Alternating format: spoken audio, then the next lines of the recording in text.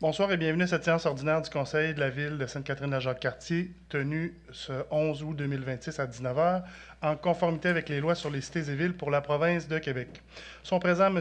le maire Mathieu Roberge ainsi que les membres du Conseil des districts numéro 1, M. Jérémy Ouellet-Rousseau. Bonsoir. District numéro 2, M. Éric Gadouri. Présent. District numéro 5, Mme Josée Lampron. Bonsoir. Et district numéro 6, M. Martin Chabot. Bonsoir. Tous membres du Conseil et formant quorum sous la présidence de M. Mathieu Roberge, maire, le directeur général, M. Martin Carreau, Bonsoir. la greffière et directrice des affaires juridiques, Maître Émilie Fleury, Bonsoir. ainsi que la directrice adjointe à l'urbanisme sont également présents, Mme Rosalie Laroche. Bonsoir. Point 1, ouverture de la séance, adoption de l'ordre du jour, Mme Lampron. Alors, je propose d'adopter l'ordre du jour tel qu'il a été présenté. Procède au vote. District 1, M. Ouellet-Rousseau. Oui. District 2, M. Gadouri. Oui. District 6, M. Chabot. Oui. C'est adopté. Point numéro 3, adoption du procès-verbal. Adoption du procès-verbal de la séance ordinaire du 6 juillet 2026. Madame Lampron. Je propose d'adopter le procès-verbal de la séance du 6 juillet comme il a été déposé. Merci. On procède au vote. District 1, M. Ouellet-Rousseau. Oui. District 2, M. Gadouri. Oui. District 6, M. Chabot. Oui. C'est adopté. Période de questions. La première période de questions, excusez-moi. Est-ce que nous avons des questions dans la salle? Monsieur? Présentez-vous au micro, vous donnez votre nom et votre adresse. Denis Tardif, le 7 rue Ghislaine Lavoie. Oui, monsieur. Ma question, c'est au niveau du budget versus ce qu'on a reçu, nos investissements de 2026, versus ce qui a été dans les avis publics présentés au sujet de la route Jacques-Cartier, qui a été budgété au montant de 2 950 000 et l'avis public était de 3 millions... 3 400 000. 485 000 avec un emprunt. Il y a une différence de 535 000 que j'aimerais comprendre. Et aussi l'usine de production d'eau potable du Chêné, on vient d'avoir l'avis public. Ça a été budgété à 900 000 avec une génératrice. On arrive avec une dépense de 1 100 000 plus un nouvel emprunt de 504 000 pour un total de 1 604 000. Une différence de 704 000 qui est très justifiée. Deux projets, 1 239 000 au-dessus de ce qui a été budgété.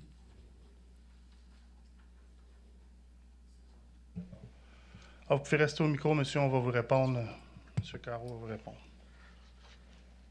Bon, en fait, ce que je pourrais vous dire, c'est que quand le Conseil prépare le programme triennal d'immobilisation, on travaille avec des budgets qui sont préliminaires. Donc, c'est des budgets qui ne sont pas connus parce que souvent les plans et devis ne sont pas complétés. Donc, ce sont des montants approximatifs budgétaires.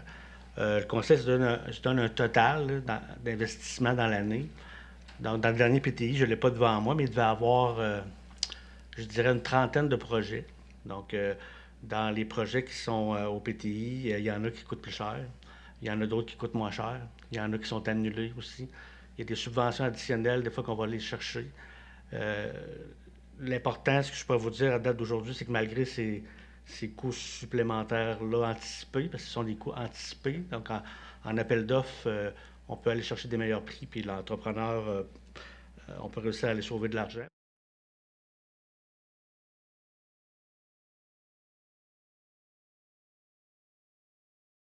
L'automne passé. D'accord. Merci.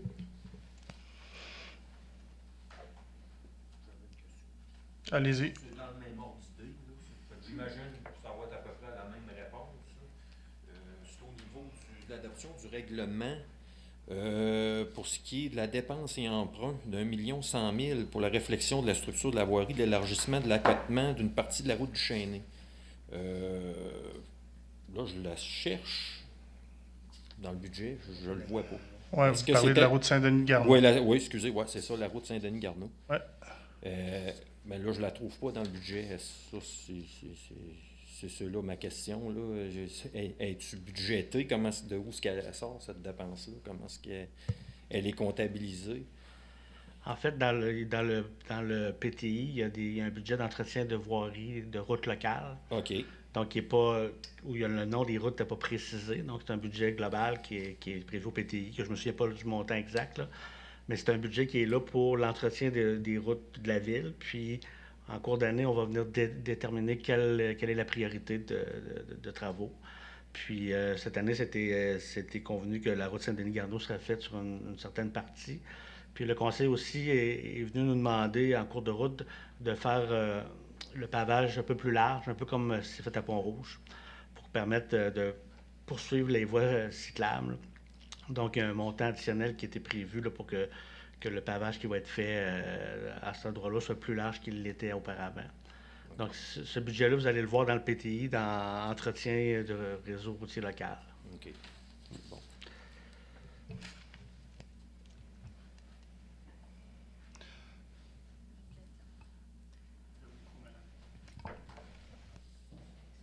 En fait, ça me prendrait le nom et l'adresse de monsieur. Là. Je ne voulais pas intervenir, mais monsieur a oublié de s'identifier. Ouais. Oui, allez-y. Oui, Brian Martel, au 34 Bonheur.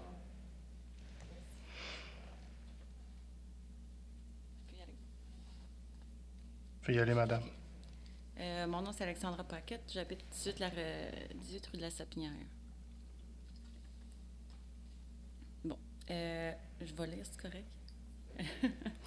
Je souhaite soumettre une demande citoyenne concernant la sécurité des déplacements entre Sainte-Catherine-la-Jacques-Cartier et Shannon.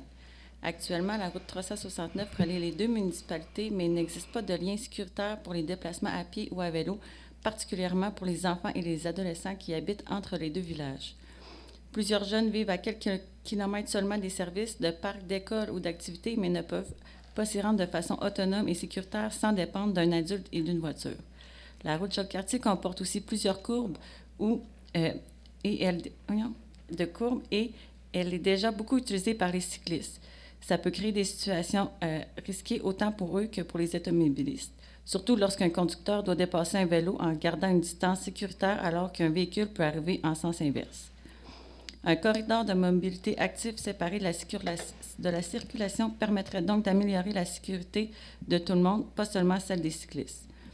Ma question, donc je demande à la Ville d'entreprendre avec Shannon, la MRC de la Jacques-Cartier et le MTQ une démarche afin d'étudier la faisabilité d'un corridor de mobilité actif sécuritaire reliant les deux municipalités. Ma demande n'est pas de construire demain matin, mais de reconnaître les besoins et d'évaluer sérieusement les possibilités. Est-ce que la Ville est prête à entreprendre cette démarche avec Shannon, la MRC et le MTQ afin d'évaluer le projet? Certainement. Je vous dirais même que si vous ne l'avez pas vu passer cet été, on arrive à former un comité citoyen sur la sécurité routière qui va voir le jour septembre-octobre.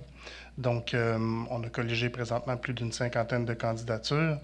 Ça sera le genre de mandat que ce comité-là aura à faire, aura à travailler sur.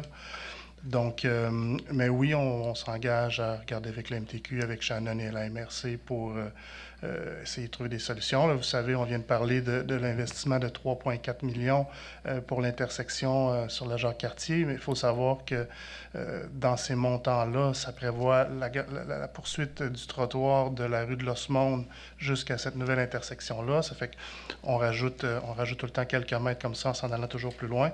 Mais oui, certainement qu'on va s'engager à trouver une solution. OK, parce que, tu sais, moi, je parle pas d'un trottoir ou de juste une ligne de peinturée par terre. Non, j'ai bien pris en note un corridor sécuritaire actif. Oui, qui est vraiment séparé physiquement de la voie des voitures. C'est bon, merci. On va y travailler.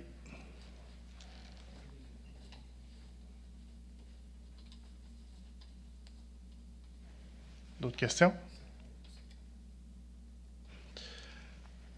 Merci. Administration générale 5.1, nomination d'une mairesse suppléante. Monsieur Ouellet-Rousseau.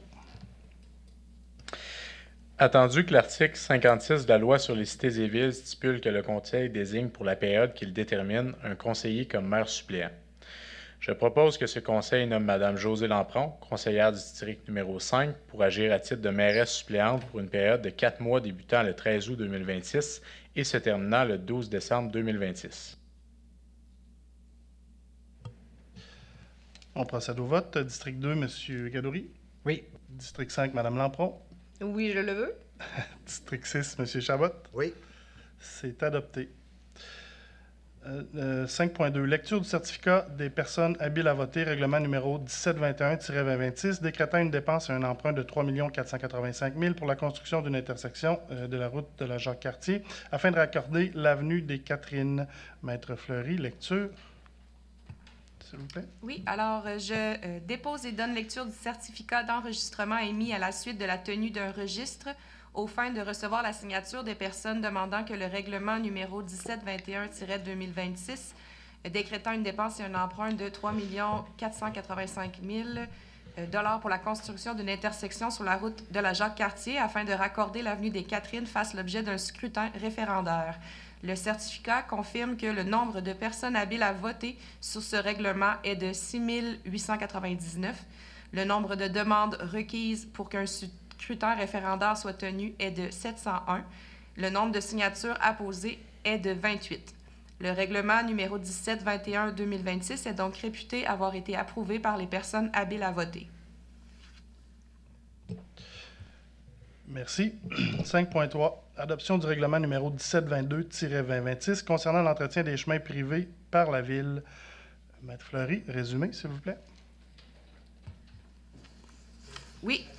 Alors d'abord, l'objet de ce règlement vise à encadrer les demandes d'entretien des chemins privés, à définir les conditions applicables à ces demandes, à établir les modalités de tarification et de paiement des services offerts par la Ville et à assurer une gestion équitable et transparente de l'ensemble du processus.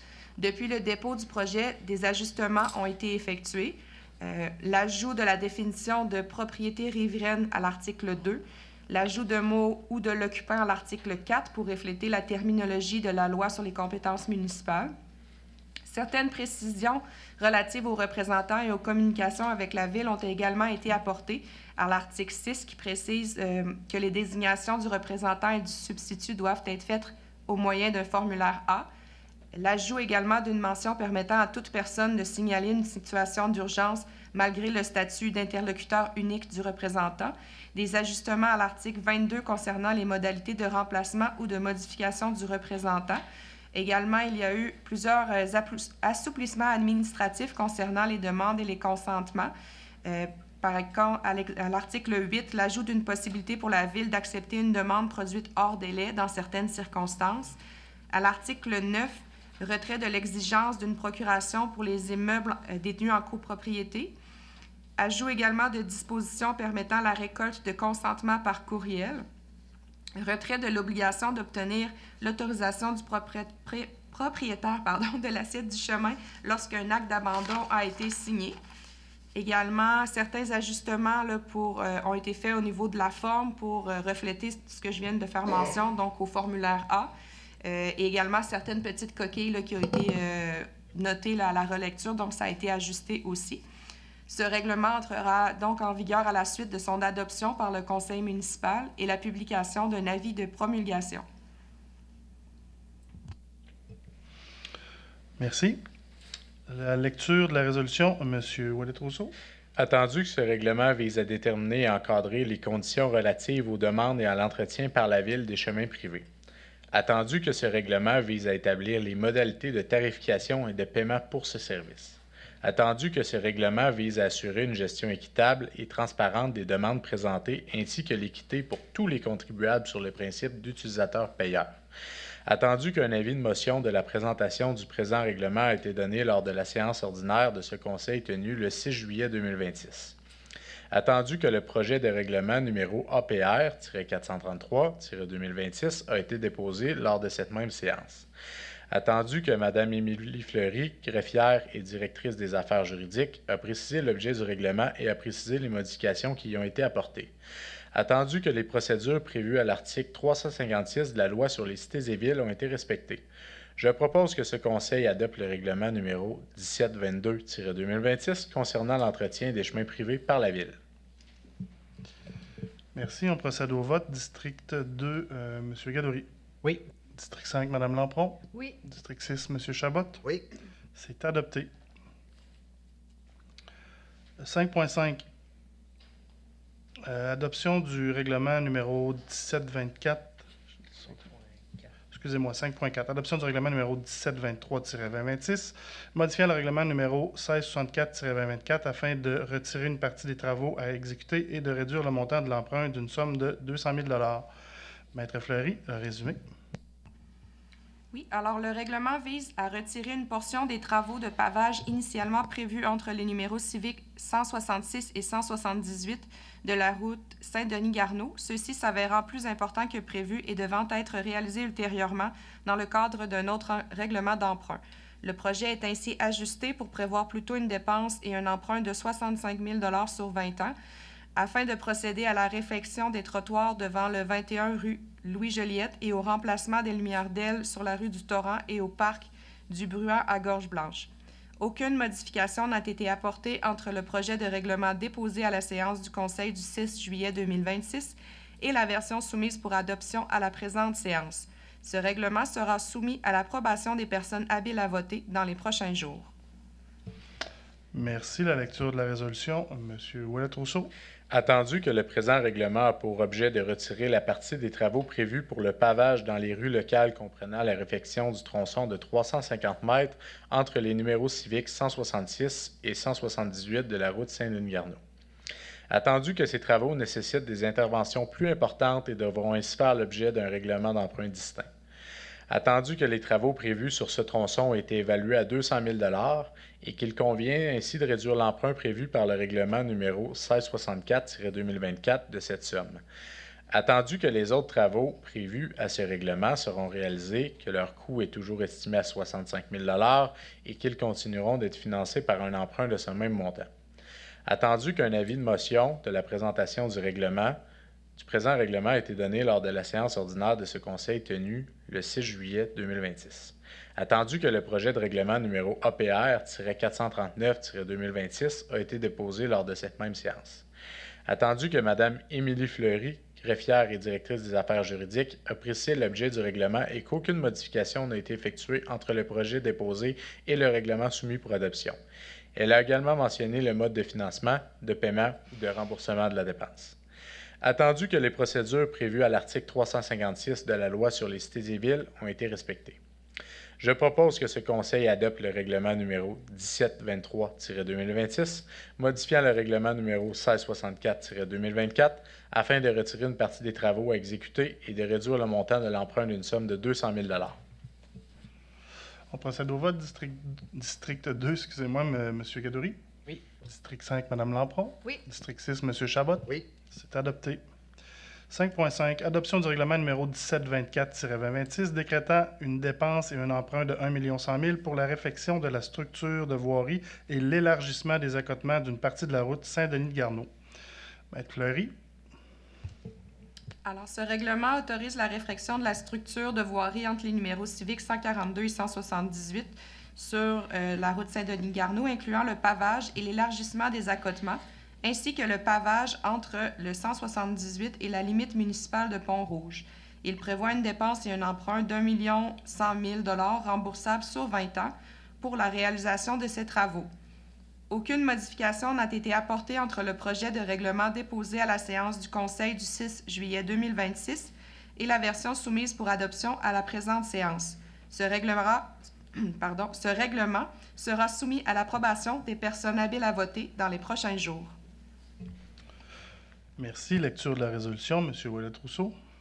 Attendu que l'objet de ce règlement est de permettre la réfection de la structure de voirie entre les numéros civiques 142 et 178 de la route Saint-Denis-Garneau, comprenant le pavage ainsi que l'élargissement des accotements et le pavage à partir de l'adresse civique 178 jusqu'à la limite municipale avec la ville de Pont-Rouge. Attendu que le coût de ces réparations est estimé à 1,1 million, lesquels doivent être financés par un emprunt de la même somme. Attendu qu'un avis de motion de la présentation du présent règlement a été donné lors de la séance ordinaire de ce Conseil tenue le 6 juillet 2026. Attendu que le projet de règlement numéro APR-440-2026 a été déposé lors de cette même séance. Attendu que Mme Émilie Fleury, greffière et directrice des affaires juridiques, a précisé l'objet du règlement et qu'aucune modification n'a été effectuée entre le projet déposé et le règlement soumis pour adoption. Elle a également mentionné le mode de financement, de paiement ou de remboursement de la dépense. Attendu que les procédures prévues à l'article 356 de la loi sur les cités et villes ont été respectées. Je propose que ce Conseil adopte le règlement numéro 1724-2026, décrétant une dépense et un emprunt de 1,1 million pour la réfection de la structure de voirie et l'élargissement des accotements d'une partie de la route Saint-Denis-Garneau. On procède au vote. District 2, M. Gadouri. Oui. District 5, Mme Lampron. Oui. District 6, M. Chabot. Oui. C'est adopté. 5.6. Amendement de la résolution numéro 292-2026, octroi d'un mandat pour l'acquisition de parcelles de terrain des lots 4 366 902, 5 646 554, 5 646 555 et 5 646 556. M. Chabot. Merci. Alors, attendu la résolution numéro 292-2026, adoptée à la séance du 6 juillet 2026 concernant l'acquisition par la Ville de parcelles de terrain des lots 4 366 902, 5 646 554, 5 646 555 et 5 646 556. Attendu qu'il est nécessaire d'amender cette résolution puisque les coûts y étant indiqués ne s'avèrent plus exacts.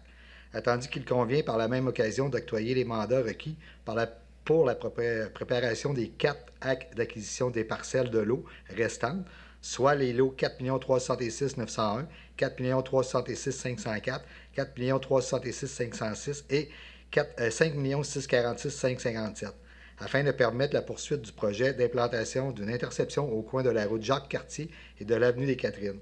Attendu de la part de Mme Émilie Fleury, greffière et directrice des affaires juridiques en date du 5 août 2026, je propose donc d'amender la résolution numéro 292-2026 afin de retirer le coût y étant indiqué relatif à chaque mandat et de plus d'ajouter les lots 4 366 901, 4 366 504, 4 366 506 et 5 646 557 au mandat ainsi octroyé pour la préparation des actes d'acquisition requis, et en outre d'octroyer l'ensemble des mandats de l'étude Boilard-Renault Notaire Incorporé, conformément aux mandats déjà confiés dans le cadre du même projet, et également d'autoriser une dérogation au premier alinéa de l'article 13 du règlement 1719-2026 sur la gestion contractuelle, conformément au troisième alinéa de la même article, et ce, sans procéder à des demandes de prix additionnels, considérant la nature de professionnelle du contrat, l'expertise requise de la continuité des mandats déjà octroyés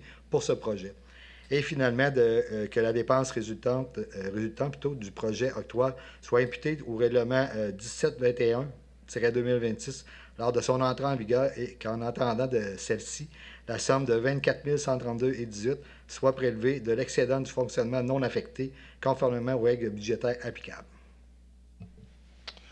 Merci. On procède au vote. District 1, M. Ouellet-Rousseau. Oui. District 2, M. Gadouri. Oui. Et District 5, Mme Lampron. Oui. C'est adopté. 5.7. Amendement au contrat de travail employé cadre du service de la sécurité publique. Mme Lampron. Oui. Ce sera pas long. Je me bats avec mon Zoom. 5.7. Et voilà. Bon. Le suspense est terminé. Amendement au contrat de travail employé cadre au service de sécurité publique. Attendu la convention collective des pompiers à temps plein et à temps partiel prévoit le remboursement de franchises d'assurance automobile jusqu'à concurrence de 500 $ lorsqu'une personne salariée doit subir un accident, un bris ou un acte de vandalisme important impliquant son véhicule personnel alors qu'elle répond à un appel d'urgence lors de son retour.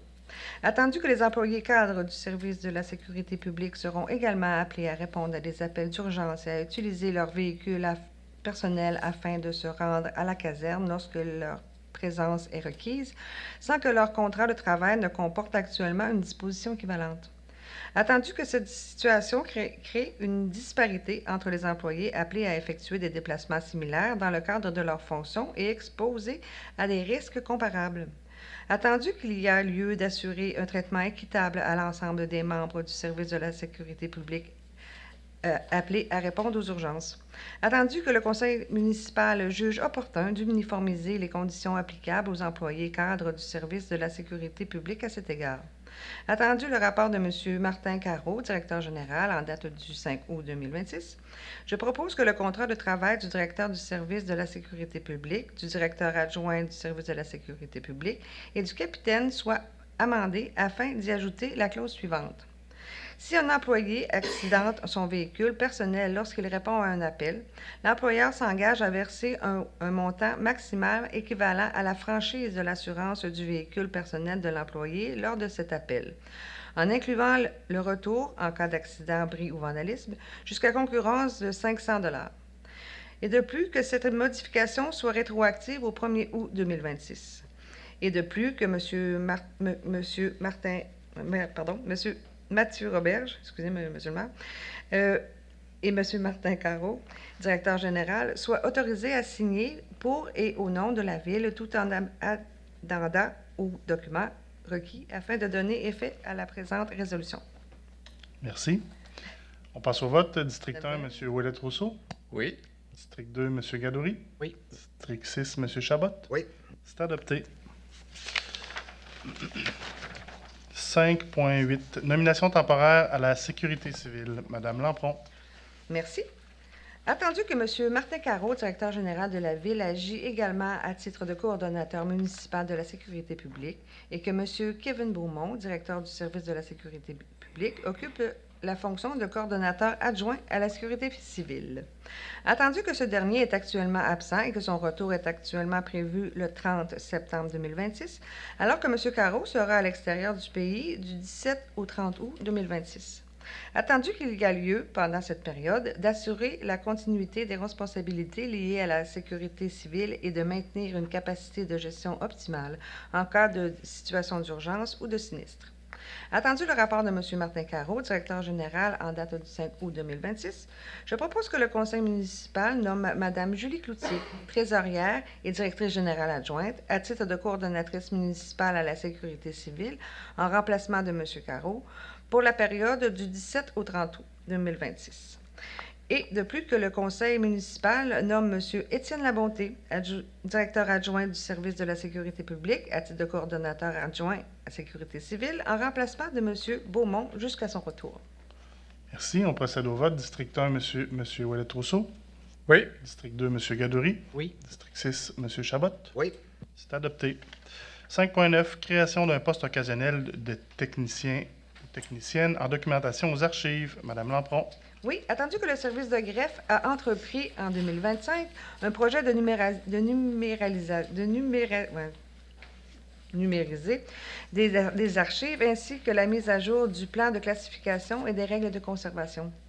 Attendu qu'un poste temporaire d'adjointe administrative aux archives avait été créé pour soutenir ce projet, attendu que le mandat de l'employé ayant occupé ce poste a pris fin le 26 juin 2026 alors que plusieurs travaux demeurent à compléter, attendu le départ récent de l'étudiante à la numérisation, attendu que le service du greffe souhaite procéder à l'embauche occasionnelle d'un technicien ou d'une technicienne en documentation afin de finaliser les travaux en cours et d'appuyer la modernisation des pratiques documentaires.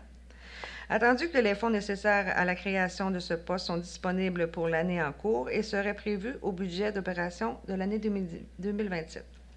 Attendu le rapport de Mme Émilie Fleury, greffière et directrice des affaires juridiques en date du 5 août 2026, je propose d'autoriser la création d'un poste occasionnel de technicien ou technicienne en documentation aux archives à temps plein jusqu'au 31 décembre 2027 et d'autoriser que les démarches nécessaires afin de promouvoir ce poste soient entamées. Et de plus, d'imputer le montant de la dépense à venir au poste budgétaire salaire greffe occasionnel.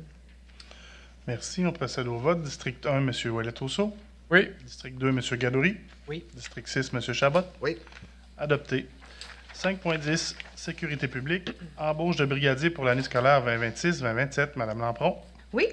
Attendu que, comme chaque année, il est nécessaire de pourvoir 2 postes de brigadier scolaire, soit l'un pour l'école Jacques-Cartier et l'autre l'école des explorateurs. Attendu que Mme France Vézina et M. Gaétan Julien ont exercé ces fonctions au cours de la dernière année scolaire et qu'ils ont tous les deux confirmé leurs intérêts ainsi que leur disponibilité à les exercer pour l'année scolaire 2026-2027. Attendu qu'afin de maintenir une rémunération conforme aux autres postes occasionnels, il est cependant nécessaire d'indexer la grille salariale des brigadiers scolaires pour l'année scolaire 2026-2027. Attendu que, conformément aux 2 alinéas de l'article 9 du règlement numéro 1467-2019, l'embauche du personnel occasionnel doit être entérinée au cours de la séance du Conseil qui suit leur engagement.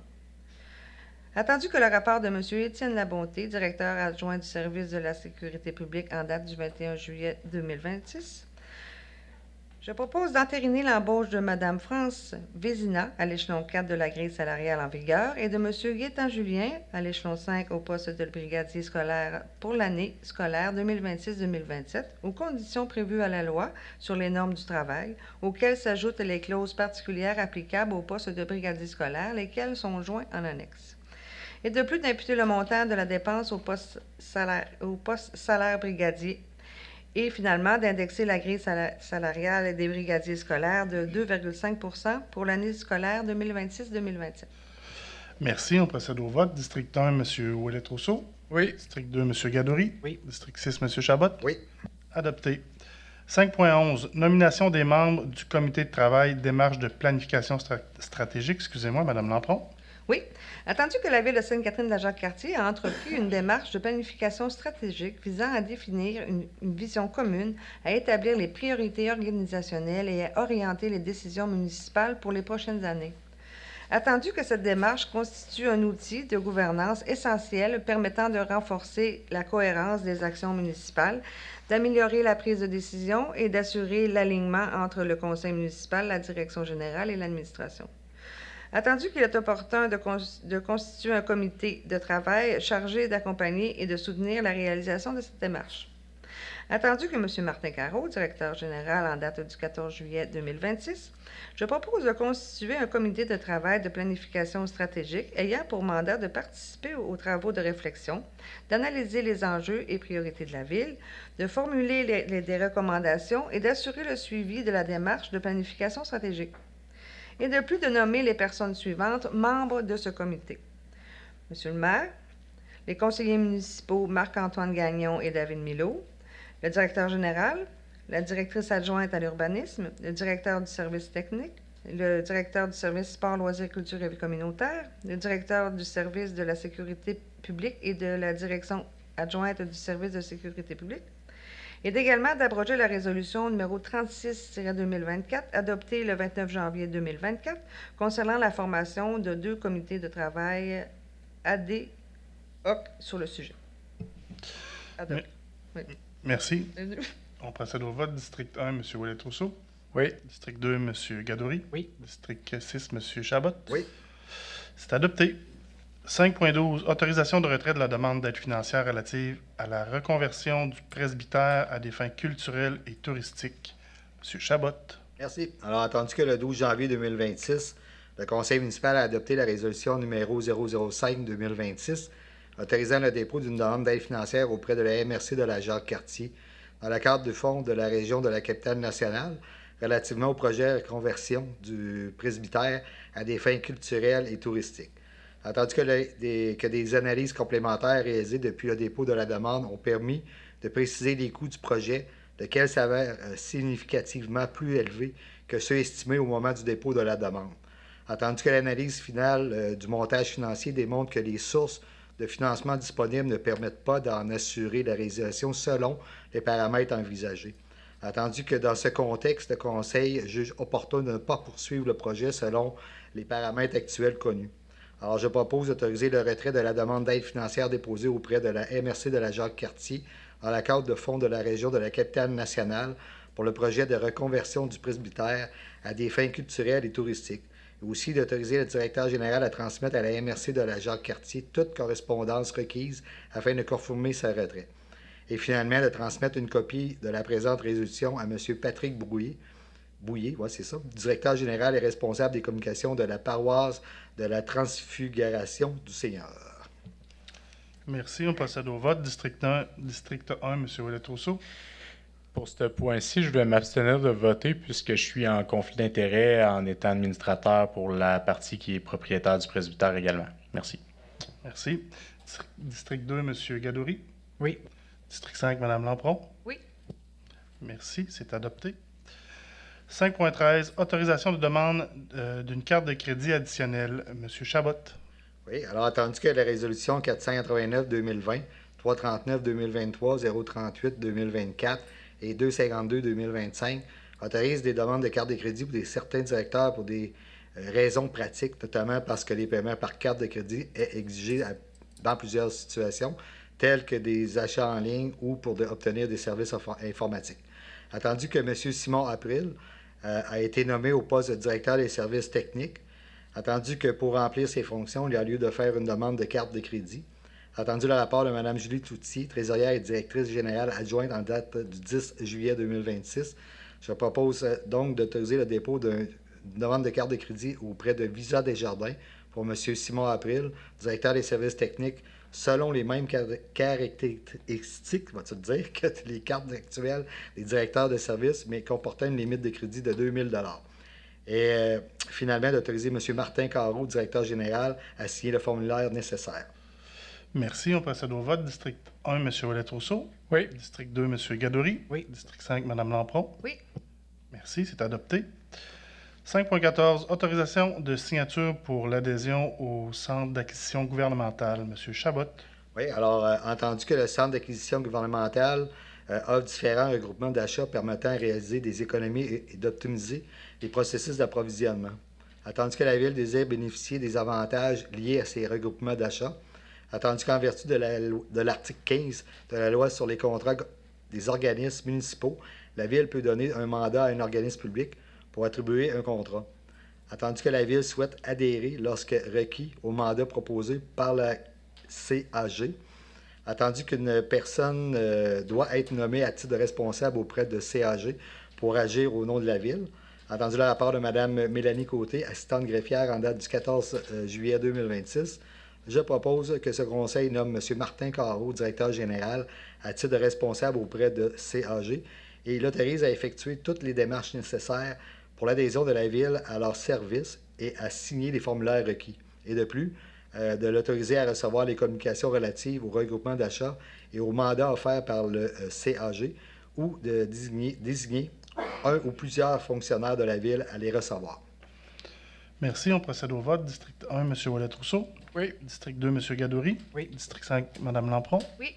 C'est adopté. Merci. 5.15, autorisation d'inscription au séminaire de formation de la Corporation des officiers municipaux agréés du Québec. M. Chabot. C'est alors entendu que la Corporation des officiers municipaux agréés du Québec tiendra un séminaire de la formation les 10 et 11 septembre prochains.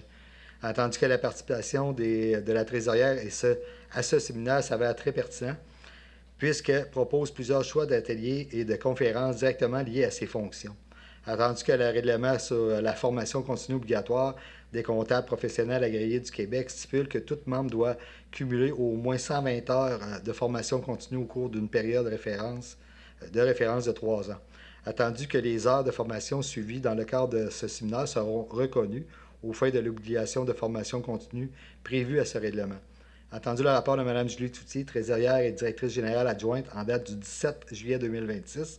Alors, je propose d'autoriser l'inscription de Mme Julie Cloutier, trésorière et au séminaire de formation 2026 de la Corporation des officiers municipaux agréés du Québec, qui se tiendra à Bécancour les 10 et 11 septembre 2026, dont les coûts d'inscription est de 605 $ plus taxes, auxquels s'ajoutent les frais de déplacement et de séjour. Et de plus, d'imputer le montant de la dépense au poste budgétaire congrès et colloques et frais de déplacement du personnel. Merci. On procède au vote. District 1, M. Ouellet-Rousseau. Oui. District 2, M. Gadouri. Oui. District 5, Mme Lampron. Oui. C'est adopté. 5.16, dépôt du rapport de transfert budgétaire. Martin, dépôt. Oui, en vertu de l'article 24 du règlement décrétant les règles de contrôle et de suivi budgétaire, je dépose le rapport de transfert budgétaire réalisé dans le cadre de la délégation de pouvoir pour la période du 1er avril au 30 juin 2026, qui a été préparé par Mme Émilie Junot, assistante trésorière. Merci. 5.17, dépôt de la liste des engagements financiers. Martin. Je dépose aux membres du Conseil la liste des engagements financiers préparés par Mme Émilie Junot, assistante trésorière, pour la période se terminant le 11 août 2026, laquelle comprend 448 commandes au montant de 834 077 $.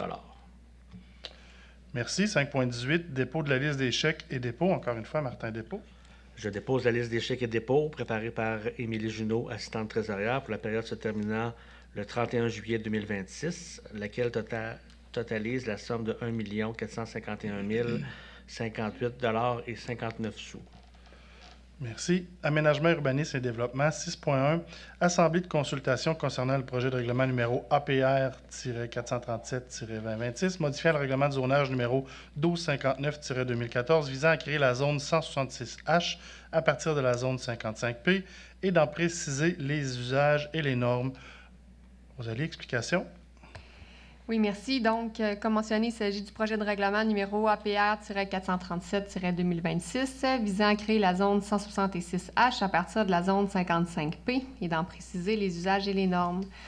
Donc, ce projet de règlement-là a été adopté le 6 juillet 2026 et vise à créer une nouvelle zone, la zone 166H, à partir de la zone 55P, qui se trouve à se situer là, dans le coin là, sur la rue Laurier, entre les étangs aérés là, et le parc du Grand Héron.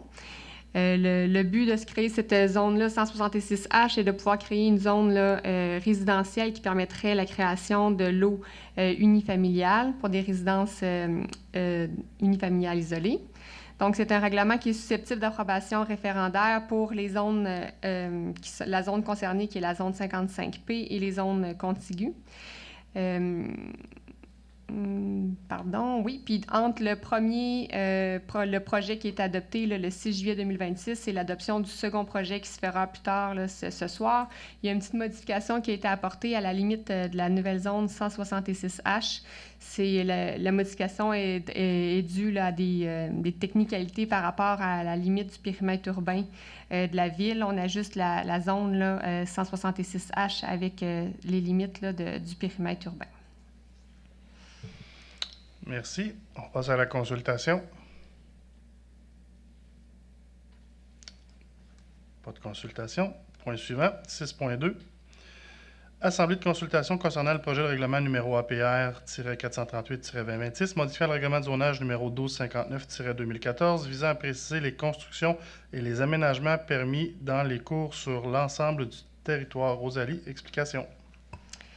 Oui, donc, il s'agit du projet de règlement numéro APR-438-2026 avec le nom mentionné par M. Robert. Je vais vous éviter la répétition. Donc, c'est un projet de règlement qui a été adopté le 6 juillet dernier. Donc, le but de ce règlement-là vise à enlever les normes d'empiètement qui étaient prévues pour les escaliers et les perrons dans la cour avant. La norme d'empiètement auparavant était de 2 mètres. On enlève cette norme d'empiètement-là. Le règlement vise aussi à autoriser les thermopompes en cour avant secondaire, ce qui est auparavant interdit. Et ça vise aussi à autoriser les potagers en cour avant en spécifiant là, certaines normes concernant l'aménagement de ceux-ci, dont par exemple là, le retrait des aménagements là, à partir du 30 octobre jusqu'au 1er mai de l'année suivante. C'est un règlement qui contient des dispositions susceptibles d'approbation référendaire et s'applique à l'ensemble des zones de la ville. Merci. Consultation. Parfait. 6.3. Adoption du second projet de règlement numéro SPR-441-2026, modifiant le règlement de zonage numéro 1259-2014, visant à créer la zone 166H à partir de la zone 55P et d'en préciser les usages et les normes. M. Gadouri. Attendu qu'un avis de motion de la présentation du présent règlement a été donné lors de la séance de ce Conseil tenue le 6 juillet 2026, attendu qu'un premier projet de règlement numéro APR-437-2026 a été adopté lors de cette même séance, attendu qu'une assemblée publique de consultation a été tenue précédemment ce 11 août 2026 à la salle du Conseil du Centre socioculturel Anne Hébert et que, lors de cette assemblée, les procédures prévues à l'article 127 de la Loi sur l'aménagement et l'urbanisme ont été respectées, attendu que les procédures prévues à l'article 356 de la Loi sur les cités et villes ont été respectées, Je propose d'adopter le second projet de règlement numéro SPR-441-2026, modifiant le règlement de zonage numéro 1259-2014, visant à créer la zone 166H à partir de la zone 55P et d'en préciser les usages et les normes. Merci. On procède au vote. District 1, M. Ouellet-Rousseau. Oui. District 5, Mme Lampron. Oui. District 6, M. Chabot. Oui. C'est adopté. 6.4. Adoption du second projet de règlement numéro SPR-442-2026, modifiant le règlement de zonage numéro 1259-2014, visant à préciser les constructions et les aménagements permis dans les cours sur l'ensemble du territoire. M. Gadouri. Attendu qu'un avis de motion de la présentation du présent règlement a été donné lors de la séance de ce Conseil tenue le 6 juillet 2026, attendu qu'un premier projet de règlement numéro APR-438-2026 a été adopté lors de cette même séance, attendu qu'une assemblée publique de consultation a été tenue précédemment, ce 11 août 2026, à la salle du Conseil du Centre socio-culturel Anne Hébert, et que lors de cette assemblée, les procédures prévues à l'article 127 de la Loi sur l'aménagement et l'urbanisme ont été respectées, attendu que les procédures prévues à l'article 356 de la Loi sur les cités et villes ont été respectées, je propose d'adopter le second projet de règlement numéro SPR-442-2026, modifiant le règlement de zonage numéro 1259-2014, visant à préciser les constructions et les aménagements permis dans les cours sur l'ensemble du territoire. Merci. On procède au vote. District 1, M. Ouellet-Rousseau. Oui. District 5, Mme Lampron. Oui. District 6, M. Chabot. Oui. C'est adopté. 6.5. Demande de dérogation mineure, 60 rue Anne Hébert. Rosalie, explication. Oui, donc la demande de dérogation mineure vise à autoriser la construction d'un abri de taux attenant à la résidence principale qui serait située à 0,74 mètres de la ligne latérale, tandis que l'article 7.2.1.2.3 à l'alinéa 3 du règlement de zonage numéro 1259-2014 précise que dans les zones desservies par l'aqueduc et l'égout, les abris de taux doivent respecter la marge latérale minimale qui est de 2 mètres pour la zone 68H. L'immeuble en cause se trouve au 60 rue Anne Hébert. Merci. On procède à la consultation. Lecture de la résolution. M. Ouellet-Rousseau.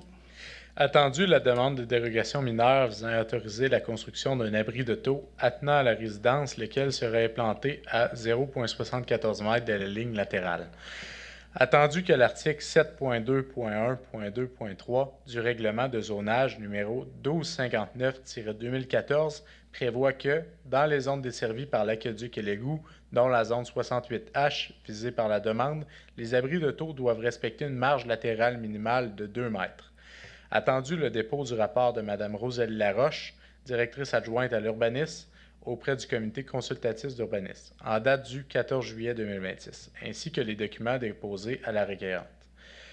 Attendu que l'acceptation de la demande ne porte pas atteinte à la jouissance par les propriétaires des immeubles voisins de leurs droits de propriété, la voisine concernée l'ayant attesté dans une communication écrite. Attendu que la demande n'a pas pour effet d'aggraver les risques en matière de sécurité ou de santé publique ou de porter atteinte à la qualité de l'environnement ou au bien-être général. Attendu que l'application stricte du règlement aurait pour effet de causer un préjudice sérieux à la requérante, puisqu'un refus d'accorder la dérogation mineure compromettrait l'usage normal de l'entrée existante et l'intégration harmonieuse de l'abri de taux au bâtiment, compte tenu de la configuration du terrain. Attendu que les objectifs du plan d'urbanisme sont respectés. Attendu que la demande est faite de bonne foi. Attendu que la demande de dérogation mineure porte sur un écart de 1,26 m par rapport à la marge latérale minimale prescrite, ce qui, dans le contexte, est jugé comme étant mineur. Attendu la recommandation du comité consultatif d'urbanisme, tel que consigné à l'extrait CC-56-2026. Attendu le rapport de Mme Rosalie Laroche, directrice adjointe de l'urbanisme, en date du 22 juillet 2026. Attendu que le Conseil a entendu les personnes qui désiraient s'exprimer sur la demande, je propose d'accorder la dérogation mineure visant la construction d'un abri de taux attenant tel que présenté pour la propriété sise au 60 rue Anne Hébert. Merci. On procède au vote. District 2, M. Gadouri. Oui. District 4, Mme Lampron. Oui. District 6, M. Chabot. Oui. Merci, c'est adopté. 6.6, demande de dérogation mineure, 65 rue du Grand Pré. Madame Rosalie, explication. Oui, donc la demande de dérogation mineure vise à autoriser la construction d'un bâtiment complémentaire attenant, soit une verrière, situé à 8,70 mètres de la ligne avant secondaire, tandis que l'article 7.2.1.2.3 à l'alinéa 1 du règlement de zonage numéro 1259-2014 précise que tout bâtiment complémentaire attenant au bâtiment principal doit être localisé dans l'aire constructible. Dans la zone 93F, la marge de recul avant est de 9 mètres. L'immeuble en cause est situé au 65 rue du Grand Prix. Merci. On procède à la consultation. À la lecture de la résolution, Madame Lampron. Oui, merci. Attendu la demande de dérogation mineure visant à autoriser la construction d'un bâtiment complémentaire attenant, une verrière, à la résidence 6 au 65 rue du Grand Prix, lequel serait situé à 0,70 mètres de la ligne avant secondaire. Attendu que l'article 7.2.1.2.3 du règlement de zonage numéro 1259-2014 précise que tout bâtiment complémentaire attenant au bâtiment principal doit être localisé dans l'aire constructible. Attendu que dans la zone 93F, où se situe la résidence visée par la demande, la marge de recul avant minimale est de 9 mètres. Attendu le dépôt du rapport de Mme Rosalie Laroche, directrice adjointe à l'urbanisme auprès du Comité consultatif d'urbanisme en date du 14 juillet 2026, ainsi que les documents déposés par le requérant.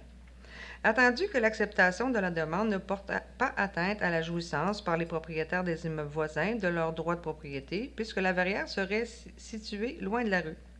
Attendu que la demande n'a pas pour effet d'aggraver les risques en matière de sécurité ou de santé publique, ou de porter atteinte à la qualité de l'environnement ou au bien-être général. Attendu que l'application du règlement a pour effet de causer un préjudice sérieux au demandeur, car il serait impossible de fermer son patio existant afin de pouvoir en bénéficier sur une plus longue période durant l'année. Attendu que les objectifs du plan d'urbanisme sont respectés. Attendu que la demande est faite de bonne foi. Attendu que la demande de dérogation mineure porte sur un écart de 0,3 mètres, ce qui, dans ce contexte, est jugé comme étant mineur. Attendu la recommandation du Comité consultatif d'urbanisme telle que consignée à l'extrait CC-57-2026. Attendu le rapport de Mme Rosalie Laroche, directrice adjointe à l'urbanisme, en date du 22 juillet 2026. Je propose d'accorder la demande de dérogation mineure visant à autoriser la construction de bâtiments complémentaires attenants, tels que présentés pour la propriété 6 au 65 rue du Grand Prix. Merci. On procède au vote. District 1, M. Ouellet-Rousseau. Oui. District 2, M. Gadouri. Oui. District 6, M. Chabot. Oui. C'est adopté. 6.7, demande de dérogation mineure, lot 6 561 193 sur la route Montcalm. Rosalie, explication? Oui, donc la demande de dérogation mineure vise à autoriser la subdivision du lot 6 561 193 afin d'en faire deux lots distincts ayant chacun une largeur avant de 44,15 mètres, tandis que l'article 4.1.3 au tableau A du règlement de lotissement 1260-2014 précise que pour les lots non desservis ni par l'équeduc ni par l'égout, hors du périmètre urbain, la largeur avant minimale est de 50 mètres. L'immeuble en cause est situé sur le lot 6 561 193 sur la route Montcalm, situé devant le 300 route Montcalm. Merci. On procède à la consultation. À la lecture de la résolution, M. Gadouri. Attendu la demande de dérogation mineure visant à autoriser la subdivision du lot 6 561 193 en deux lots distincts, lesquels comporteraient tous deux une façade de 44,15 mètres. Attendu que le tableau A, inclus à l'article 4.1.3 du règlement de lotissement numéro 1260-2014, précise que pour les lots non desservis, ni par l'aqueduc ni par l'égout et situés hors du périmètre urbain, la largeur avant minimale requise est de 50 mètres. Attendu le dépôt du rapport de Mme Rosalie Laroche, directrice adjointe à l'urbanisme auprès du Comité consultatif d'urbanisme en date du 14 juillet 2026, ainsi que les documents déposés par le requérant. Attendu que l'acceptation de la demande ne porte pas atteinte à la jouissance par les propriétaires des immeubles voisins de leurs droits de propriété, puisque d'une part, il s'agit d'un milieu humide et de l'autre d'une bande boisée qui sépare les terrains. Attendu que la demande n'a pas pour effet d'aggraver les risques en matière de sécurité ou de santé publique ou de porter atteinte à la qualité de l'environnement ou au bien-être général. Attendu que l'application du règlement a pour effet de causer un préjudice sérieux aux demandeurs, car la superficie du terrain permettrait facilement la construction de 2 résidences. Attendu que les objectifs du plan d'urbanisme sont respectés et que la demande est faite de bonne foi, attendu que la demande de dérogation mineure porte sur un écart de 5,85 mètres pour chacun des terrains, ce qui, dans le contexte, est jugé comme étant mineur. Attendu la recommandation du comité consultatif d'urbanisme telle que consignée à l'extrait CC-58-2026 et le rapport de Mme Rosalie Laroche, directrice adjointe à l'urbanisme en date du 22 juillet 2026, attendu que le Conseil a entendu les personnes qui désiraient s'exprimer sur la demande, je propose d'accorder la dérogation mineure concernant la subdivision du lot 6 561 193 en 2 lots distincts ayant chacun une façade de 44,15 mètres. Merci. On procède au vote. District 1, M. Ouellet-Rousseau. Oui. District 5, Mme Lampron. Oui. District 6, M. Chabot. Oui. C'est adopté. 6.8. Approbation des PIA afin d'obtenir un permis de rénovation sans agrandissement au 43 000. Je m'excuse, M. le maire, c'est que vous n'avez pas fait la consultation pour la dérogation du point précédent. Excusez-moi. Donc, on va faire la consultation. Parfait, il n'y a pas de consultation. Est-ce qu'on reprend le vote? Pas besoin? Ça va? Merci. 6.8, je recommence. Approbation des PIA afin d'obtenir un permis de rénovation sans agrandissement au 4330, route de Fossambeau. Monsieur Ouellet-Rousseau. Attendu la demande de permis de rénovation sans agrandissement pour la propriété sise au 4330, route de Fossambeau. Attendu que l'immeuble situé dans la zone 163M est assujetti à l'approbation de plans relatifs à l'implantation et à l'architecture en vertu du règlement sur les plans d'implantation et d'intégration architecturale numéro 1347-2016 selon les objectifs et critères du secteur commercial périphérique.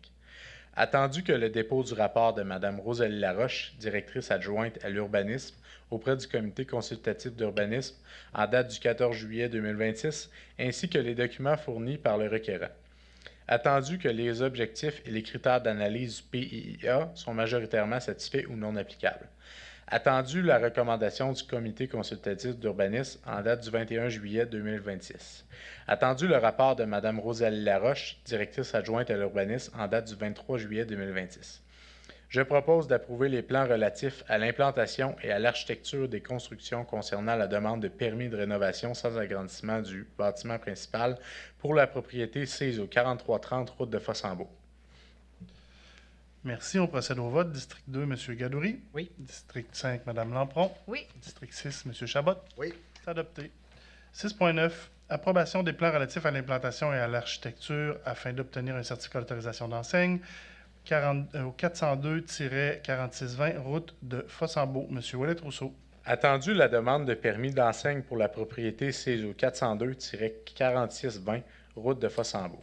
Attendu que l'immeuble est situé dans la zone 137-6, C, ce qui l'assujettit au règlement sur les plans d'implantation et d'intégration architecturale numéro 1347-2016, selon les objectifs et critères du secteur commercial central. Attendu le dépôt du rapport de Mme Rosalie Laroche, directrice adjointe à l'urbanisme, auprès du comité consultatif d'urbanisme en date du 15 juillet 2026, ainsi que les documents fournis par la requérante. Attendu que les objectifs et les critères d'analyse du PIA sont majoritairement satisfaits ou non applicables. Attendu la recommandation du comité consultatif d'urbanisme en date du 21 juillet 2026. Attendu que l'enseigne proposée sur la structure devra être celle comportant un fond noir, conformément aux recommandations du comité consultatif d'urbanisme. Attendu le rapport de Mme Rosalie Laroche, directrice adjointe à l'urbanisme en date du 23 juillet 2026. Je propose d'approuver les plans relatifs à l'implantation et à l'architecture des constructions concernant la demande de permis d'enseigne pour la propriété sise au 402-4620 route de Fossambeau. Merci. On procède au vote. District 2, M. Gadouri. Oui. District 5, Mme Lampron. Oui. District 6, M. Chabot. Oui. Adopté. 6.10. Approbation des plans relatifs à l'implantation et à l'intégration architecturale afin d'obtenir un permis de construction 18 rue de la Tourbière. M. Ouellet-Rousseau. Attendu la demande de permis visant la construction d'un bâtiment principal pour la propriété sise au 18 route de la Tourbière. Attendu que la demande est assujettie à l'approbation de plans relatifs à l'implantation et l'architecture en vertu du règlement sur les plans d'implantation et d'intégration architecturale numéro 1347-2016, selon les objectifs et critères prévus pour le secteur de la rue de la Tourbière. Attendu le rapport du dépôt de Mme Rosalie Laroche, directrice adjointe à l'urbanisme auprès du comité consultatif d'urbanisme, en date du 21 juillet 2026, ainsi que les documents fournis par la requérante. Attendu que les objectifs et les critères d'analyse du PIA sont satisfaits. Attendu la recommandation du comité consultatif d'urbanisme en date du 21 juillet 2026. Attendu le rapport de Mme Rosalie Laroche, directrice adjointe à l'urbanisme, en date du 23 juillet 2026. Je propose d'approuver les plans relatifs à l'implantation et à l'architecture du bâtiment principal concernant la demande de permis de construction telle que présentée pour la propriété sise au 18 rue de la Tourbière. Merci. On procède au vote. District 2, M. Gadouri. Oui. District 5, Mme Lampron. Oui. District 6, M. Chabot. Oui. C'est adopté.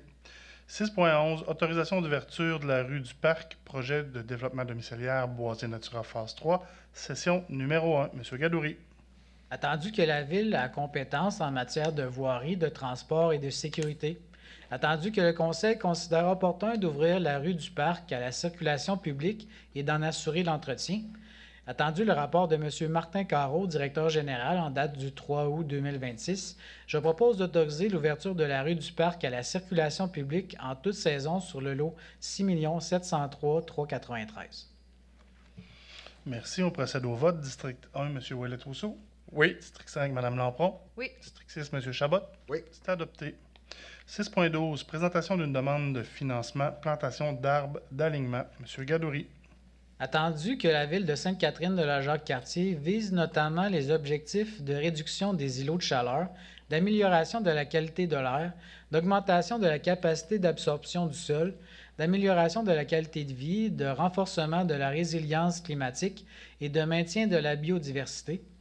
Attendu sa volonté de poursuivre le verdissement des quartiers existants et le financement disponible dans le cadre de l'initiative Connaissance de la croissance de la canopée des collectivités canadiennes de la Fédération canadienne des municipalités. Attendu que la demande de financement peut être déposée conjointement avec un organisme sans but lucratif. Attendu le partenariat déjà annoncé avec l'organisme Le Collectif Canopée dans le cadre de la plantation d'arbres d'alignement. Attendu que cet organisme possède une expertise reconnue en matière de verdissement et de plantation d'arbres, et que le club de golf Lac-Saint-Joseph souhaite également réaliser un projet de verdissement sur leur propriété. Attendu que la Ville de Sainte-Catherine de la Jacques-Cartier appuie ce projet. Attendu le rapport de Mme Rosalie Laroche, directrice adjointe à l'urbanisme en date du 6 août 2026. Je propose d'autoriser l'organisme Collectif Canopée à présenter une demande de financement dans le cadre de l'initiative Croissance de la canopée des collectivités canadiennes de la Fédération canadienne des municipalités pour le verdissement du territoire de Sainte-Catherine de la Jacques-Cartier. Également d'autoriser M. Martin Carreau, directeur général, à signer la demande de financement, le cas échéant, et finalement que le conseil municipal reconnaisse que la contribution totale admissible pour la durée de vie de l'initiative Croissance de la canopée des collectivités canadiennes ne peut excéder 10 millions de dollars pour la plantation d'arbres sur le territoire municipal, incluant une contribution maximale d'1 million de dollars pour les coûts liés aux activités d'infrastructure et que, si ce projet est approuvé, celui-ci sera comptabilisé dans cette limite. Merci. On procède au vote. District 1, M. Ouellet-Rousseau. Oui. District 5, Mme Lampron. Oui. District 6, M. Chabot. Oui. Merci, c'est adopté. 7. Traitement des eaux. 7.1. Approbation de la démarche de gestion des actifs municipaux en eau et dépôt auprès du ministère des Affaires municipales et de l'Habitation. M. Gadouri. Attendu que la Ville de Sainte-Catherine de la Jacques-Cartier reconnaît l'importance de gérer efficacement ses actifs municipaux pour assurer leur durabilité à long terme. Attendu que la gestion d'actifs a pour objectif de mettre en place les activités nécessaires pour maintenir les actifs en état d'offrir des services durables et de qualité aux citoyens. Attendu que le plan de gestion des actifs PGA contribue à atteindre les objectifs stratégiques de la Ville et à offrir des services durables et de qualité conformes au niveau de service défini par la Ville. Attendu que la Ville a pris connaissance du guide relatif au PGA du ministère des Affaires municipales et de l'Habitation, ainsi que des outils y afférents, et qu'elle comprend chaque partie constituant le PGA.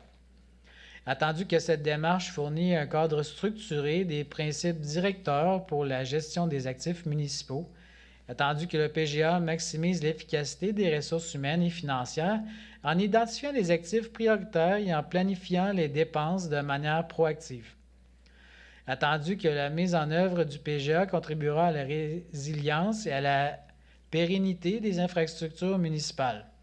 Attendu le rapport de M. Martin Carreau, directeur général, en date du 13 juillet 2026, je propose que la Ville s'engage à élaborer et à mettre en œuvre un plan de gestion des actifs en eau, PGA Eau, afin d'optimiser la gestion de ses actifs municipaux.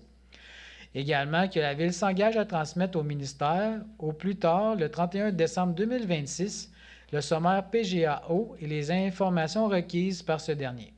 Et finalement, que le Conseil municipal approuve le document intitulé « Démarche des gestions des actifs municipaux en eau », lequel est annexé à la présente résolution pour en faire partie intégrante et autorise le dépôt des documents auprès du ministère. Merci. On procède au vote. District 1, M. Ouellet-Rousseau. Oui. District 5, Mme Lampron. Oui. District 6, M. Chabot. Oui. C'est adopté. 7.2. Approbation d'un ordre de changement et autorisation de paiement numéro 3 concernant la réfection de la station de pompage Montcalm. M. Gadouri. Attendu les travaux relatifs à la réfection de la station de pompage Montcalm, attendu l'ordre de changement OC01 au coût de 5 694,87 plus taxes relatif à ces travaux, attendu la recommandation de la firme Arpo Génie Conseil Inc. en date du 15 juillet 2026 à l'effet d'effectuer le paiement numéro 3 à la construction Torco Inc., attendu le rapport de M. Simon Monvillard, chargé de projet en date du 15 juillet 2026, je propose d'approuver l'ordre de changement 0CO1 au coût de 5 694,87 plus taxes afin d'entériner les ajustements rendus nécessaires au cours de ce chantier, conformément à la directive en électricité DC-ELE 001. Également d'autoriser le paiement numéro 3 à Construction Turco Inc. au montant de 664 327,79, lequel tient compte des travaux exécutés au 31 juillet 2026, de la retenue contractuelle de 10 % et de l'ajout des taxes brutes. Également, d'autoriser l'émission du chèque à l'entrepreneur en échange des quittances partielles des fournisseurs et sous-traitants ayant dénoncé leur contrat relativement au paiement numéro 2. Et finalement, d'imputer le montant du paiement numéro 3 au sous-projet numéro 01-2025-1698 et la retenue contractuelle de 10 % au poste budgétaire retenue contractuelle 10 %. Merci. On passe au vote. District 1, M. Ouellet-Rousseau. Oui. District 5, Mme Lampron. Oui. District 6, M. Chabot. Oui. Merci, c'est adopté. 8, Parcs et bâtiments, nous n'avons aucun point. 9, Sécurité publique, 9.1, octroi d'un contrat de gré à gré pour l'achat et l'installation de lumières d'urgence et l'aménagement intérieur du nouveau véhicule numéro 910, M. Gadouri. Attendu que le véhicule des officiers numéro 910 a été remplacé, comme prévu au projet numéro 2 du programme triennal d'immobilisation pour l'année 2026, et ce, conformément au règlement numéro 1710-2026, décrétant une dépense et un emprunt de 272 000 $, afin d'acquérir des équipements pour le service de la sécurité publique, une camionnette de remplacement du véhicule des officiers et permettre la réparation d'un camion incendie. Attendu qu'afin d'être pleinement fonctionnel, le dit véhicule devra toutefois faire l'objet de certaines améliorations, notamment l'achat et l'installation de gyrophores et de radios, une optimisation de son aménagement intérieur, l'ajout d'une boîte arrière pour le transport des équipements et éventuellement son lettrage. Attendu qu'il y a d'abord lieu d'attribuer un contrat pour l'achat et l'installation des lumières d'urgence, ainsi que pour l'optimisation de l'aménagement intérieur du nouveau véhicule 910. étant entendu que les autres améliorations, lettrage, boîte arrière, etc., feront l'objet d'une intervention subséquente. Attendu que dans ce contexte et suivant une analyse documentée de ces besoins, le service de la sécurité publique a fait des demandes de prix auprès de 2 fournisseurs. Attendu que l'offre de prix de PES Canada, en date du 18 juin 2026, de 23 688,12 plus taxes, est la plus basse des soumissions reçues. Attendu que ce contrat respecte les obligations du règlement numéro 1719-2026 sur la gestion contractuelle, celle de la Charte de la langue française ainsi que les exigences d'intégrité de la loi sur les contrats des organismes municipaux. Attendu le rapport de M. Étienne Labonté, directeur adjoint du service de la sécurité publique en date du 16 juillet 2026, je propose d'octroyer le contrat à PES Canada pour l'achat et l'installation des lumières d'urgence ainsi que pour l'optimisation de l'aménagement intérieur du nouveau véhicule 910. Le tout selon l'offre de prix déposée le 18 juin 2026 au montant de 23 688,12 plus taxes, étant entendu que le contrat à venir sera composé de la présente résolution et de l'offre de prix déposée.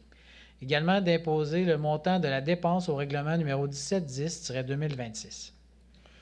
Merci. On procède au vote. District 1, M. Ouellet-Rousseau. Oui. District 5, Mme Lampron. Oui. District 6, M. Chabot. Oui. C'est adopté.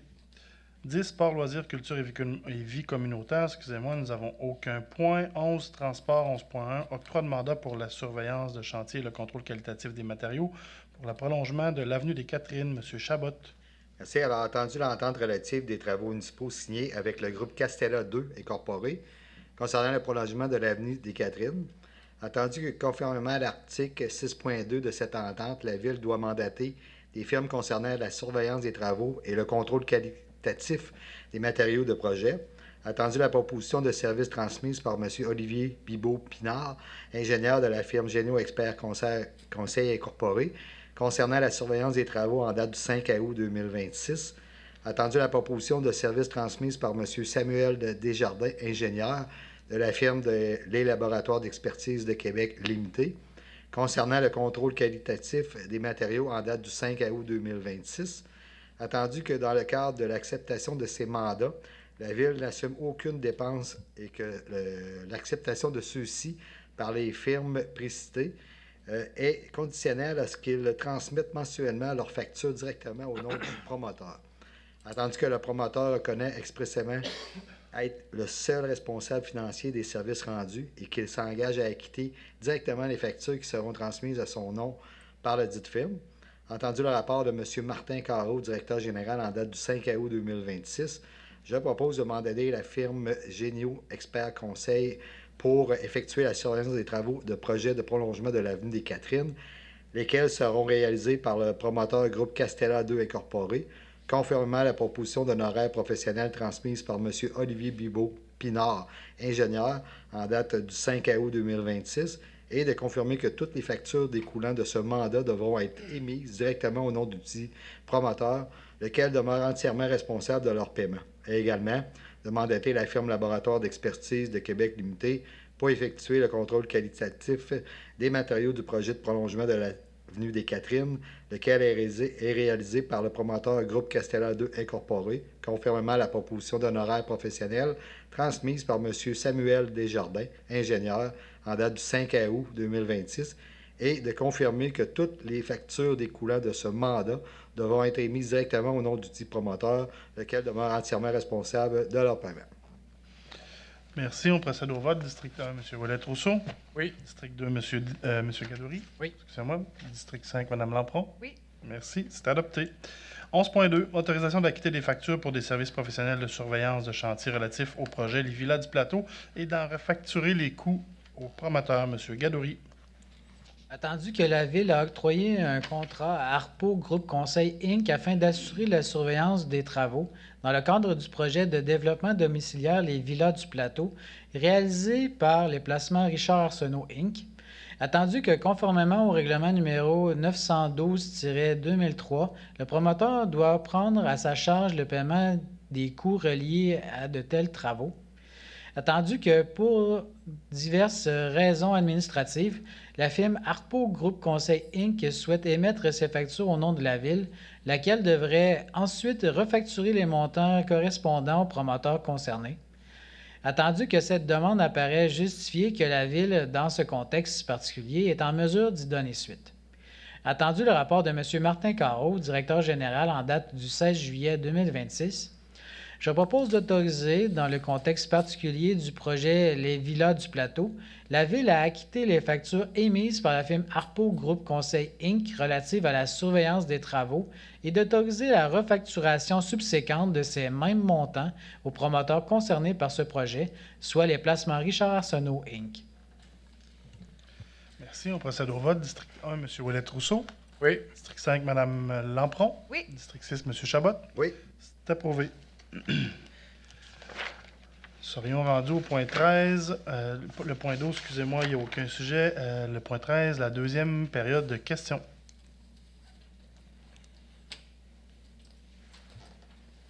Pierrette Lefebvre, 71 route des Arabes. Dans le point 5.12, l'autorisation de retrait de la demande d'aide financière relative à la reconversion du presbytère, ça veut-il dire que vous avez tout retiré intérêt au niveau du presbytère? Oui. Je trouve ça excessivement désolant. Parce que, écoutez, à Sainte-Catherine, là, côté patrimonial, là, il ne reste plus grand-chose, hein, mettons. Fait que, tu sais, à savoir que en tout cas, le presbytère, moi, je considérais, c'est sûr qu'il y a des coûts, mais il y a beaucoup de potentiel, il y a énormément de potentiel. L'année passée, avec l'histoire catharinoise, on a fait revivre l'histoire de Sainte-Catherine. On a fait revivre ce que nous là, les anciens de Sainte-Catherine, là, on a connu. Il y en a quelques-uns en avant là, qui l'ont connu. Il n'y en a pas beaucoup dans la salle qui l'ont connu. Mais et on a une histoire, on a un âme à Sainte-Catherine. Et puis je considère que c'est vraiment déplorable de voir le côté patrimonial qu'on peut avoir à Sainte-Catherine s'en aller en fumée. Entre autres, ça, c'est d'autres choses, là. La maison Juchereau-Duchesnay, pouf! Regardez qu'est-ce que ça a fait. Il ne faut pas mélanger les dossiers, là, excusez-moi. Non, je sais, mais il reste quand même que... il y a de quoi à Sainte-Catherine? Là? Il y a un âme, il y a quelque chose à Sainte-Catherine. Puis je déplore énormément. Parfait. Je vais vous répondre. On ne laisse pas aller le presbytère. C'est-à-dire, nous, la Ville, présentement, on ne l'achète pas. OK? Ça ne veut pas dire que le presbytère part en fumée. Le but de notre décision, c'est une décision strictement financière. C'est-à-dire que les coûts étaient rendus exorbitants. On a fait des percées dans les murs pour aller voir. Il y a des poutres à consolider. Au départ, le projet était d'1,4 million. On recevait une subvention d'1 million. Là, le projet était rendu à 1,8 million. On recevait une subvention de 800 000. Ça n'avait pas de bon sens. Donc, le Conseil ici présent, à l'unanimité, on a pris la décision de ne pas aller de l'avant avec le presbytère. Ça ne veut pas dire que le presbytère est abandonné. Ça ne veut pas dire qu'il n'y aura pas de projet au presbytère. Ça veut seulement dire que nous, la Ville, on ne va pas être maître d'œuvre dans le projet du presbytère. Ça veut dire qu'un privé peut l'acheter pour faire le même projet que nous, qui peut être aussi bon pour la communauté puis pour la Ville, mais que ce ne sera pas de l'argent public qui va être investi dans le presbytère. En tout cas, je trouve ça déplorable pareil, là. C'est sûr.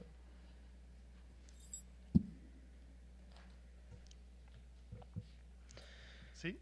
D'autres questions? J'ai pris connaissance de ce résumé politique fait à mes familles aînées là, à Sainte-Catherine. Je trouve ça très bien, je trouve ça très beau. Il y a des beaux écrits. Amis des aînés. On peut-tu en parler? C'est-à-dire, les aînés, là, les familles, ça, j'en conviens, il y en a énormément à Sainte-Catherine. Là. Je travaille dans un CPE, fait que je sais qu'il y en a des familles. Mais les aînés, là, il y en a. OK? Ça serait-tu possible, d'être d'autre chose que des mots dans un livre? Parce que, les aînés, moi, en tout cas, là, je vais essayer de faire une histoire courte, là. J'en ai connu qui ont attendu des années. Il y en a qui sont morts en attendant. Il y en a qui étaient vraiment exaspérés d'attendre.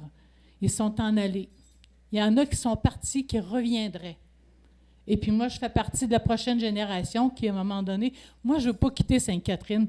Mes parents, mes grands-parents, je suis originaire de Sainte-Catherine avec des racines. Ma question, c'est la résidence de personnes âgées, là, vas-tu voir le jour? J'ai vu 2 maires avant vous avec des différents mandats. Vous êtes devant nous, puis on est encore à se poser la question puis à attendre. Non, on ne se pose pas la question, madame. Le Ben, moi, je la pose. Oui, je vous réponds aussi à votre question. Cet hiver, on a octroyé le mandat à une firme pour une étude de faisabilité. Ils sont en train de réaliser l'étude de faisabilité pour colliger le projet avec une firme de soins, entre autres. Donc, ça va voir le jour sous peu. On va voir ce rapport-là, puis on va pouvoir aller de l'avant avec cette résidence-là. Le site est déjà choisi, donc ça s'en vient. Monsieur Robert, je vous fais confiance, là, mais ce n'est pas la première fois que j'entends ça. Je ne peux pas parler pour les gens qui étaient là assis à ma place avant, puisque je ne connais pas tout l'historique, puis je ne connais pas ce qu'ils vous ont répondu à l'époque. Mais nous, le conseil ici présent avec l'administration, je garantis que ce dossier-là avance. Bon, OK. Oui, M. Chabot. Si je peux ajouter, madame, moi, j'étais là avant.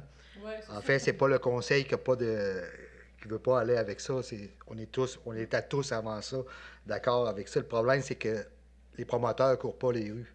Les promoteurs, c'est de moins en moins rentable, ce genre d'établissement-là. Alors, c'est ça qui est difficile à avoir aussi. C'est les promoteurs qui veulent investir là-dedans, qui veulent gérer aussi ça. La ville, on peut faire des choses, oui, mais à un moment donné, s'il n'y a pas de promoteurs, bien, malheureusement, on n'est pas capable d'avancer plus que ça. C'est ça ce qui était le gros problème. Mais là, on a tout trouvé, là. Ben, bravo. On a tout trouvé ça. Mais en tout cas, j'espère que je ne serai pas assez vieille, mais qu'on casse la bouteille de champagne. Parce que je vais être là. Mais je vous prends au mot. Ça veut dire que quand on va faire l'annonce, vous allez apporter une bouteille de champagne, c'est ça? Ah, la veuve Clicquot, s'il faut. Là, je m'en fous. Là. Mais je vais être là. Parfait. Merci. C'est enregistré, hein? Merci, madame. D'autres questions, commentaires? Juste avant de clore la séance, je vais donner la parole aux élus.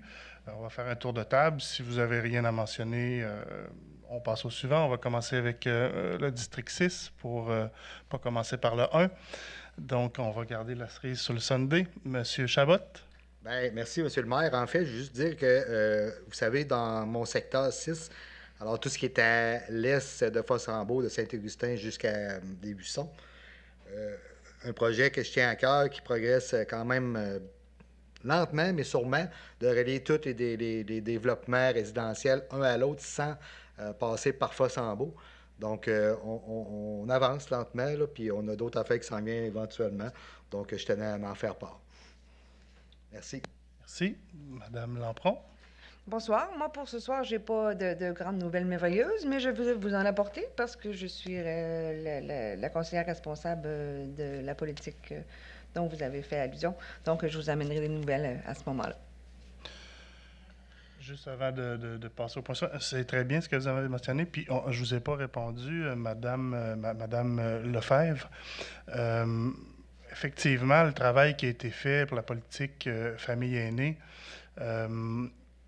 c'est un très beau travail en collaboration avec les citoyens, les organismes de la ville de Sainte-Catherine, puis on compte s'en servir comme un guide là. Donc, sachez que ce travail-là va nous servir. District 2, M. Gadouri. Je veux juste en profiter pour parler de demain, le 12 août, hein, c'est la journée québécoise d'achat un livre québécois. Donc, mais si on peut penser aussi à nos auteurs d'ici, si je pense entre autres à Denis Robitaille qui a plusieurs œuvres, ou même la Société d'histoire catherinoise, si on veut en apprendre davantage là, sur notre ville, bien, ils ont sorti un bel ouvrage là, il y a peu de temps, l'année passée. Donc, juste penser à notre monde d'ici, là, demain, là, avec notre achat de livres québécois, ben, c'est juste un petit coup de pouce, puis on encourage nos artistes puis nos organismes également. M. Ouellet-Rousseau. J'ai un petit message pour vous. Comme vous l'avez peut-être aperçu dernièrement, j'ai pris une grande décision pour ma suite professionnelle, personnelle et politique. j'ai choisi de m'engager comme candidat pour le Parti libéral du Québec dans la circonscription de Portneuf aux prochaines élections générales dans l'équipe de Charles Milliard, le prochain premier ministre du Québec. C'est une décision qui a été bien réfléchie de mon côté. Je me suis assuré de mettre tout en œuvre pour permettre une transition douce, efficace à la ville de Sainte-Catherine. Mes dossiers dans l'intervalle vont être transférés à M. le maire. Je vais prendre officiellement une pause du conseil municipal au déclenchement officiel des élections générales qui est prévu à l'entour du 27 août 2026. Si ce soir, c'est ma dernière séance publique avec vous, je tiens à vous dire avec l'émotion, c'est honnête, c'est senti. J'ai vraiment aimé travailler avec vous, les élus, M. le maire, l'administration, les citoyens. Si je fais ça, c'est pas pour vous abandonner. Je pense qu'il y a beaucoup de dossiers qu'on a besoin du provincial pour avancer. Puis je veux les porter, ces dossiers-là. Si je suis élu ou pas, peu importe la suite, ça va être pour vous que je fais ça.